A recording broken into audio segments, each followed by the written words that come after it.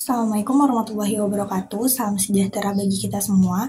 Yang terhormat Bapak Rizky Syakril, SHI MSI, selaku dosen pengampu mata kuliah aspek hukum dalam bisnis, dan rekan-rekan yang saya banggakan. Perkenalkan, nama saya Ana Rehana dengan NIM 2205957. Pada kesempatan kali ini, saya bersama rekan saya Siti Nurhaliza dengan NIM 2205947 akan mempresentasikan laporan hasil observasi yang telah kami lakukan kepada UMKM sekitar terkait aspek hukum dalam bisnis. Baiklah, langsung saja kepada bagian yang pertama, yaitu bab 1 pendahuluan. Pada bab ini, kami akan membahas 5 poin, yaitu latar belakang, rumusan masalah, tujuan observasi, metode observasi, serta waktu observasi. Yang pertama yaitu latar belakang. Kemajuan peningkatan pembangunan nasional dan perkembangan kegiatan ekonomi turut menyebabkan perkembangan dunia usaha. Salah satunya yaitu UMKM. UMKM ini merupakan suatu unit usaha produktif yang berdiri sendiri atau dilakukan oleh perorangan. UMKM ini memiliki peran penting dalam perekonomian daerah maupun perekonomian suatu negara, dengan kontribusi terhadap pertumbuhan ekonomi, penyerapan tenaga kerja, kontribusi terhadap PDB nasional. Untuk itu, UMKM hendaklah dioperasikan dengan memanfaatkan alat-alat hukum yang sudah dibuat oleh pemerintah untuk melindungi mereka. Contohnya yaitu kontrak, daftar perusahaan, hak atas kekayaan intelektual, dan sebagainya. Dalam hal ini, kami memilih 2 UMKM sebagai objek observasi untuk mengetahui sejauh mana UMKM setempat menerapkan penggunaan aspek hukum dalam kegiatan bisnisnya. Objek tersebut yaitu pabrik sekaligus toko roti dan pabrik tahu. Objek observasi yang pertama yaitu toko roti. Alasan kami memilih toko roti tersebut adalah karena dapat memberikan wawasan mendalam mengenai regulasi produksi dan penjualan produk pangan. Ini mencakup aspek seperti standar keamanan pangan, labelisasi, persyaratan perizinan yang relevan dengan industri makanan, memberikan pemahaman tentang kontrak bisnis, hak kekayaan intelektual, dan aspek sebagainya. Objek observasi yang kedua yaitu pabrik tahu. Alasan kami memilih pabrik tahu ini karena pabrik tahu ini merupakan salah satu pangan yang paling banyak dikonsumsi setiap harinya. Sehingga keamanan dari produk tahu itu sendiri hendaknya sesuai dengan ketentuan dan standar yang berlaku. Selain itu, pabrik tahu dapat memberikan wawasan tentang implementasi ketentuan ketenagakerjaan yang relevan dengan konteks bisnis manufaktur. Baiklah, masuk kepada poin yang kedua yaitu rumusan masalah. Berikut ini merupakan poin-poin pertanyaan yang kami harapkan dapat terjawab dalam pembahasan bab 2. Yang pertama yaitu bagaimana bentuk pemahaman dan penerapan aspek hukum dalam bisnis terkait pendirian dan operasional dalam usaha yang diobservasi. Yang kedua, apakah usaha yang diobservasi sudah terdaftar pada daftar perusahaan? Yang kedua, mengapa usaha perlu menggunakan kontrak dalam kegiatan bisnisnya? Yang keempat, bagaimana cara perusahaan dalam mengelola hubungan bisnisnya dengan pihak eksternal? Yang kelima, apakah usaha tersebut telah menerapkan dan memiliki hak kekayaan intelektual seperti merek dagang dan paten pada hasil produksinya? Yang keenam, apakah usaha yang diteliti telah memiliki perizinan dan regulasi hukum yang berlaku dalam menjalankan bisnisnya? Yang ketujuh, bagaimana cara usaha dalam menerapkan K3 dalam kegiatan operasionalnya? Untuk poin ketiga yaitu tujuan observasi, kami melakukan observasi ini untuk menjawab serta memberikan pemahaman yang lebih dalam mengenai pertanyaan-pertanyaan kami yang terdapat pada poin kedua. Berikutnya adalah metode yang kami gunakan dalam observasi. Metode yang kami gunakan dalam observasi ini adalah pengumpulan data yang dilakukan dengan cara kunjungan serta pengamatan langsung terhadap lokasi usaha dan melakukan wawancara langsung dengan pelaku usaha. Untuk poin yang terakhir yaitu waktu observasi. Observasi pada objek observasi yang pertama yaitu toko roti kami laksanakan pada hari Minggu tanggal 19 November 2023 pada jam 2 sampai jam 3 siang. Tempatnya yaitu di Jalan Pondok Kopi nomor 272 Steba Padang. Narasumber yang kami wawancarai adalah asisten pemilik toko roti klasik. Berikutnya adalah objek observasi yang kedua yaitu pabrik tahu. Dilaksanakan juga pada hari Minggu tanggal 19 November 2023 pada pukul 4 sampai 5 sore hari. Alamatnya adalah Jalan Kampung Koto nomor 5 Steba Padang. Narasumbernya adalah Bapak Zul Indra sebagai pemilik pabrik tahu ini. Baiklah, masuk kepada bagian kedua yaitu bab 2 pembahasan yang akan dijelaskan oleh rekan saya yaitu Siti Nurhaliza. Kepada Siti Nurhaliza dipersilahkan. Baik, terima kasih kepada moderator. Langsung saja masuk ke bab 2 yaitu pembahasan yang mana poin pertama yaitu temuan observasi. Dalam menyusun strategi pendirian perusahaan dan pengembangan usaha, pemilik usaha perlu memiliki pemahaman untuk memilih badan usaha.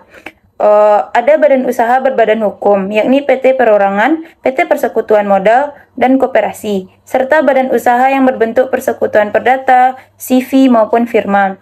Untuk perusahaan yang berbentuk badan hukum, yang menjadi subjek hukum adalah badan hukumnya. Harta kekayaan perusahaan terpisah dari harta kekayaan pribadi dan pengurusnya. Sementara badan hukum yang menjadi subjek hukum adalah orang yang menjadi pengurusnya.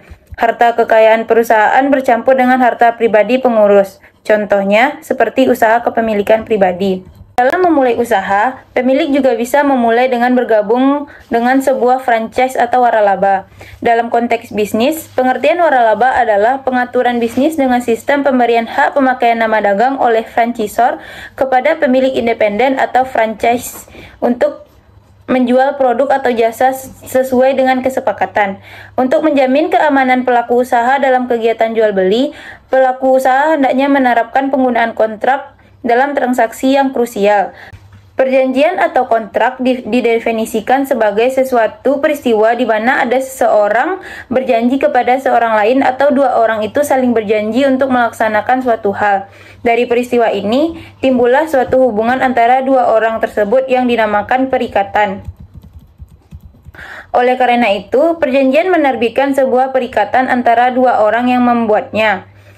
Dalam kegiatan bisnis, kontrak dapat digunakan dalam hubungan bisnis dengan distributor atau supplier, pembelian atau penjualan barang, perjanjian kerjasama, dan lain-lain. Selain kontrak, aspek hukum lain yang sangat penting untuk dimiliki oleh perusahaan adalah daftar perusahaan. Berdasarkan Undang-Undang Nomor 3 Tahun 1982 tentang wajib daftar perusahaan, perusahaan berkewajiban untuk mendaftarkan diri ke instansi yang ditunjuk oleh pemerintah. Undang-undang ini bertujuan untuk mencatat bahan-bahan keterangan yang dibuat secara benar dari suatu perusahaan dan merupakan sumber informasi resmi untuk semua pihak yang berkepentingan mengenai identitas, data, serta keterangan lainnya tentang perusahaan yang tercantum dalam daftar perusahaan, dalam rangka menjamin kepastian berusaha. Undang-undang ini juga memberikan sanksi bagi perusahaan yang tidak mendaftarkan diri atau memberikan data yang tidak benar. Daftar perusahaan ini berfungsi untuk memastikan keberlangsungan usaha, menciptakan iklim dunia usaha yang sehat bagi dunia usaha, dan menyediakan informasi resmi yang akurat mengenai setiap aktivitas bisnis, mendukung pertumbuhan dan stabilitas dunia usaha, serta meningkatkan transparansi dalam kegiatan usaha bisnis. Untuk itu, sangat penting bagi pelaku bisnis untuk segera mendaftarkan perusahaan atau badan usaha kepada lembaga yang berwenang. Aspek hukum lain yang penting bagi pelaku bisnis adalah hak atas kekayaan intelektual. Hak ini berkaitan dengan hak kekayaan industri, terdiri dari hak-hak yang berkaitan dengan hak cipta, rancang, guna, paten, merek, desain industri, desain tata letak sirkuit terpadu atau DTLST, dan rahasia dagang. Dalam kegiatan bisnis, hak merek sangat penting untuk dimiliki. Menurut pasal 1 Undang-Undang Nomor 15 Tahun 2001 tentang merek adalah tanda berupa gambar, susunan warna, nama, kata, huruf-huruf, angka-angka, atau kombinasi dari unsur-unsur tersebut untuk memiliki daya pembeda dan digunakan untuk kegiatan perdagangan barang dan digunakan dalam kegiatan perdagangan barang atau jasa. Jadi kepemilikan hak merek dapat mencegah pelaku bisnis dari kemungkinan terjadinya kerugian akibat pemalsuan, plagiasi, dan lain-lain. Berdasarkan Peraturan Perundang-undangan Nomor 7 Tahun 2021 Pasal 37, usaha mikro, kecil, dan menengah dalam melakukan kegiatan usahanya harus memiliki perizinan berusaha. Izin usaha merupakan suatu bentuk persetujuan atau pemberian izin dari pihak yang berwenang atas penyelenggaraan kegiatan usaha yang dilakukan oleh perorangan maupun suatu badan. Izin usaha bertujuan agar pemerintah dapat memberikan pembinaan, pengarahan, dan pengawasan dalam kegiatan usaha. Selain itu juga bertujuan agar pemerintah dapat menjaga ketertiban dalam usaha serta menciptakan pemerataan kesempatan berusaha. Izin usaha ini dapat berupa tanda daftar perusahaan, surat izin usaha perdagangan atau SIUP, nomor induk berusaha, NIB, perizinan industri rumah tangga, PIRT, dan lain-lain. Sementara untuk sertifikasi, badan usaha manufaktur di bidang makanan harus memiliki sertifikasi halal, sertifikasi serta izin edar dari BPOM. Selanjutnya, pembahasan objek observasi pertama. Berdasarkan hasil observasi pada objek observasi pertama, yaitu toko sekaligus pabrik roti klasik yang telah beroperasi dari tahun 2009. Kami mendapatkan informasi bahwa toko roti ini merupakan unit usaha milik perorangan yang dimiliki oleh Ibu Yuwita Lesantri dan saat ini memiliki satu toko sekaligus pabrik yang beroperasi secara aktif yang berlokasi di Jalan Pondok Kopi nomor 272 Siteba, Padang. Dalam pengoperasian toko ini, pemilik toko menjalin kerjasama dengan beberapa pihak eksternal seperti minimarket dan supermarket setempat dalam memasarkan produk mereka. Untuk menjamin kelangsungan transaksi jangka panjang tersebut, pemilik toko menjalin kerjasama berkontrak yang turut disetujui oleh pihak terkait yang biasanya kontrak tersebut berjangka waktu selama setahun. Namun, menurut narasumber, toko tidak menjalin kontrak dengan pemasok atau supplier karena bahan baku untuk pabrik roti ini tidak berasal dari satu supplier tetap. Hal ini dikarenakan biaya yang dikenakan untuk bahan baku roti yang cenderung tidak stabil sehingga pemilik toko selalu akan mempertimbangkan supplier dengan biaya paling terjangkau setiap melakukan pembelian bahan baku. Terkait daftar perusahaan yang diatur dalam Undang-Undang Nomor 3 Tahun 1982 yang berisi mengenai kewajiban pendaftaran perusahaan yang mencakup setiap perusahaan yang berkedudukan dan menjalankan usahanya di wilayah negara Republik Indonesia. Melalui pernyataan ini dapat ditarik kesimpulan bahwa UMKM juga wajib mendaftarkan usahanya sejak awal beroperasi. Namun toko ini terhitung sudah 14 tahun setelah pendiriannya masih belum mendaftarkan usahanya ke dalam daftar perusahaan. Sementara itu terkait perizinan, toko roti ini sudah mendapat izin dari RT RW setempat. Untuk izin dari lembaga yang berwenang seperti surat izin usaha perdagangan yang diatur dalam Peraturan Menteri Perdagangan Nomor 36 /MDAG/Per/9/2007 yang mewajibkan setiap usaha memiliki SIUP. Toko roti ini belum memiliki surat izin tersebut dan surat izin usaha lainnya. Untuk produknya sendiri, toko roti ini sudah memiliki sertifikasi pangan industri rumah tangga atau PIRT dari Dinas Kesehatan setempat dengan nomor 30613710202136. PIRT ini merupakan ketentuan yang dibuat oleh BPOM pada Peraturan Badan Pengawas Obat dan Makanan nomor 22 tahun 2018. Narasumber mengaku bahwa produk roti ini dari toko ini juga sudah bersertifikasi halal dari MUI, tetapi hal ini tidak dapat dibuktikan dengan surat fisiknya. Produk dari toko roti ini juga belum memiliki izin edar dari BPOM setempat. Terkait hak kekayaan industri yaitu merek dagang yang diatur dalam Undang-Undang Nomor 20 Tahun 2016 yang memberikan perlindungan hukum terhadap merek dagang yang terdaftar selama 10 tahun terhitung sejak awal pendaftaran. Toko ini juga belum mendaftarkan mereknya sehingga risiko terjadinya plagiasi besar. Namun untuk mengantisipasi plagiasi, toko ini sangat menjaga rahasia dagang mereka dengan tidak memperbolehkan segala bentuk dokumentasi pada saat melakukan proses produksi. Menurut Peraturan Pemerintah Nomor 50 Tahun 2012 tentang penerapan sistem manajemen kesehatan dan keselamatan kerja terkait K3, berdasarkan pengamatan yang kami lakukan pada lokasi objek observasi, kami melihat bahwa lokasi toko dan produksi terlihat rapi dan bersih. Tidak terlihat kebocoran limbah pabrik yang akan berdampak pada lingkungan sekitar pabrik roti. Untuk keselamatan kerja, pemilik toko telah menerapkan standar tersendiri dalam proses produksinya untuk meminimalkan terjadinya kecelakaan kerja. Selanjutnya, pembahasan mengenai objek observasi kedua. Objek kedua yang kami pilih untuk observasi kali ini yaitu pabrik pembuatan tahu dengan nama perusahaan Super Indra yang beralamat di Kampung Koto nomor 5 RT 001 RW 001 Kelurahan Gurung Lawas Kecamatan Nanggalo Kota Padang. Pemiliknya bernama Zul Indra telah merintis usahanya ketika ia berumur 29 tahun sejak tahun 2002 hingga sekarang. Perusahaan ini berbentuk usaha mikro kecil dan menengah, yang mana adalah termasuk jenis badan usaha perusahaan perorangan. Terkait daftar perusahaan, perusahaan ini sudah melakukan daftar perusahaan pada tanggal 19 Juli 2016 di Kota Padang.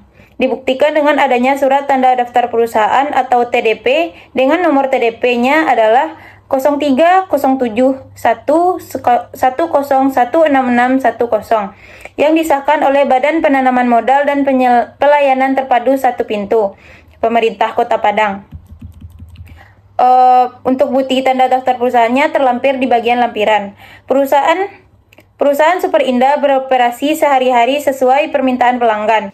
Hasil produksi yang telah menjadi barang jadi akan langsung diambil oleh pelanggan yang telah memesan sebelumnya. Tidak ada hubungan bisnis dengan pelanggan karena sistem produksinya berdasarkan pesanan. Begitu juga hubungan bisnis perusahaan dengan distributor juga tidak ada karena perusahaan berhubungan langsung dengan pelanggan atau konsumen tanpa adanya perantara atau disebut distributor. Pemasok atau supplier bahan baku untuk proses produksi bersifat tetap, namun tidak terikat kontrak, jadi tidak ada juga hubungan bisnis antara perusahaan dan pemasok. Begitu juga dengan tenaga kerja yang ada. Karyawan tidak terikat kontrak dalam bekerja. Hal ini langsung dijelaskan oleh pemilik perusahaan, Pak Indra. Selanjutnya mengenai perizinan. Yang pertama adalah Surat Izin Usaha Industri atau IUI. Perusahaan telah mengurus IUI pada tanggal 24 Juni 2016 dan disahkan pada tanggal 13 Juli 2016 di Kota Padang oleh Pembina Utama Muda, Dr. Andes Didi Ariandi, MSI dengan nomor surat 0025-BPMP-TSP-7-2016. Yang kedua adalah nomor pokok wajib pajak atau NPWP. Perusahaan Pak Indra sudah terdaftar pajak dengan nomor NPWP-nya adalah 156711913201000. Yang ketiga, nomor register perusahaan atau NRP yang disebut juga tanda daftar perusahaan atau TDP, yang mana perusahaan juga telah mendaftarkannya dengan nomor TDP sebagai berikut: 030711016610 yang berlaku pada tanggal 19 Juli 2016. Perizinan yang keempat adalah Surat Keterangan Domisili Perusahaan atau SKDP dan Surat Izin Tempat Usaha atau SITU. Berdasarkan penjelasan Pak Indra sebagai pemilik perusahaan bahwasannya izin ini sudah diurus di tingkat RT maupun RW. Namun sayangnya tidak ada bukti fisik yang dapat dilampirkan.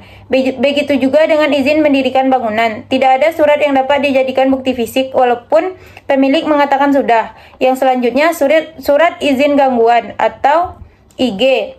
Perizinan ini telah diurus oleh pemilik pada tanggal 13 Juli 2013 di Kota Padang dengan nomor SK 1799-IG1-BPMP-TSP-7-2016. Selanjutnya izin edar dari BPOM tidak ada. Selanjutnya izin edar dan izin BP. Selanjutnya izin edar dan izin BPOM tidak ada. Lalu selanjutnya sertifikat halal. Narasumber mengatakan bahwa sertifikat halal ini sudah pernah ada dahulu. Beliau mengatakan sertifikat halal tersebut ada registernya, tetapi setelah itu harus diurus lagi dan menjalani tahap-tahap berikutnya untuk mendapatkan sertifikat halal tersebut. Namun karena proses produksi di pabrik tahu emang tidak menggunakan hal-hal lain selain bahan baku dan ragi, jadi kehalalannya tidak diragukan. Dan juga untuk mendapatkan sertifikat halal tersebut, makanan tersebut harus diteliti ketahanannya dalam beberapa hari. Sedangkan di sini perusahaannya memproduksi tahu yang mana tahu ini hanya akan bertahan dalam sehari saja. Oleh karena itu, perusahaan ini tidak memakai sertifikat halal karena tidak diperlukan bagi perusahaan. Pembahasan selanjutnya mengenai harta kekayaan intelektual. Pembahasan selanjutnya mengenai harta kekayaan intelektual pabrik tahu Super Indra, yaitu hak merek dagang yang diatur dalam Undang-Undang Nomor 20 Tahun 2016 yang memberikan perlindungan hukum terhadap merek dagang yang terdaftar selama 10 tahun terhitung sejak awal pendaftaran. Dari penjelasan narasumber bahwa perusahaannya tidak melakukan pendaftaran terkait hak merek, sehingga resiko terjadinya plagiarisme sangat besar dan terjadi tidak ada kekuatan perusahaan untuk menuntut plagiat tersebut. Untuk jenis haki yang lain, termasuk hak paten dan hak-hak lainnya, pemilik mengatakan juga belum mendaftarkannya. Untuk pembahasan terakhir tentang K3, kesehatan dan keselamatan kerja. Berdasarkan hasil wawancara dengan pemilik perusahaan terkait K3, penggunaan APD pada industri tahu di pabrik tahu Super Indra tidak terlalu menerapkannya. Pekerja mempunyai pekerjaan yang berbeda. Jenis pekerjaan yang berbeda tersebut mempunyai proses produksi dan cara kerja yang berbeda pula. Jadi, dalam penerapan K3, tenaga kerja hanya mengandalkan kehati-hatian dalam bekerja. Adapun pemakaian alat perlindungan diri atau APD tidak lengkap. Selanjutnya, pembahasan mengenai perbandingan objek observasi. Setelah melakukan observasi terhadap kedua objek observasi, kami dapat membuat perbandingan mengenai objek pertama dan kedua sebagai berikut. Yang pertama adalah bentuk usaha dari kedua objek adalah sama-sama berbentuk usaha perorangan dan tidak dimiliki oleh perseroan. Kedua objek juga beroperasi dalam waktu yang cukup lama, yaitu toko roti sejak 2009 dan pabrik roti sejak 2002. Perbandingan berikutnya adalah objek pertama tidak mendaftarkan perusahaan dalam daftar perusahaan, sementara objek kedua telah mendaftarkan usahanya pada tahun 2016 dan telah mendapatkan tanda daftar perusahaan atau TDP. Dalam kegiatan bisnisnya, objek pertama telah menerapkan penggunaan kontrak dalam beberapa transaksi, sementara objek kedua tidak menggunakan kontrak dalam kegiatan bisnisnya. Terkait pembayaran pajak rutin atau NPWP, kedua objek telah memiliki NPWP mandiri untuk usaha mereka. Dalam hal perizinan, kedua objek telah mendapat izin dari RT RW setempat. Namun untuk perizinan yang memiliki legalitas, objek pertama hanya memiliki izin pangan industri rumah tangga atau PIRT. Sementara objek kedua memiliki izin lengkap, diantaranya adalah IUI, TDP, SKDP, izin gangguan, dan lain-lain seperti yang sudah kami jelaskan pada pembahasan sebelumnya. Terkait sertifikasi halal, kedua usaha mengaku sudah memiliki, tetapi tidak bisa dibuktikan dengan bukti fisik berupa surat sertifikasinya. Untuk sertifikasi dari BPOM dan izin edar, kedua usaha tersebut tidak memilikinya. Terkait dengan hak kekayaan intelektual seperti hak merek dan paten, kedua objek observasi juga tidak memilikinya. Terkait rahasia dagang, objek pertama sangat menjaga rahasia dagangnya, namun objek kedua sangat transparan dalam melakukan kegiatan bisnisnya. Sementara itu, dalam penerapan K3, kedua usaha hanya berupaya menjaga kesehatan dan keselamatannya secara mandiri, seperti menjaga kebersihan pabrik, berusaha melakukan produksi dengan hati-hati sesuai SOP,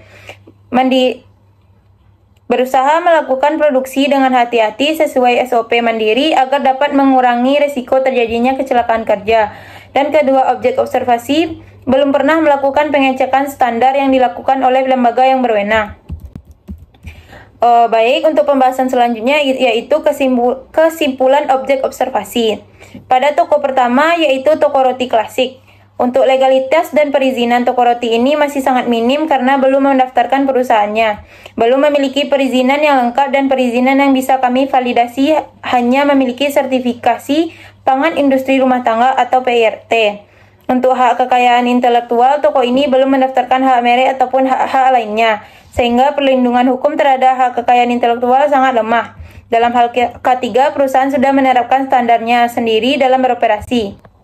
Pada objek kedua yaitu pabrik tahu Super Indra. Perusahaan ini sudah terdaftar sebagai UMKM yang telah memiliki tanda daftar perusahaan atau TDP. Perusahaan ini sudah terbilang lengkap dalam hal perizinan dan legalitas. Hanya saja ada beberapa perizinan yang tidak memiliki bukti fisik dan juga belum memiliki izin edar dari BPOM serta sertifikat halal.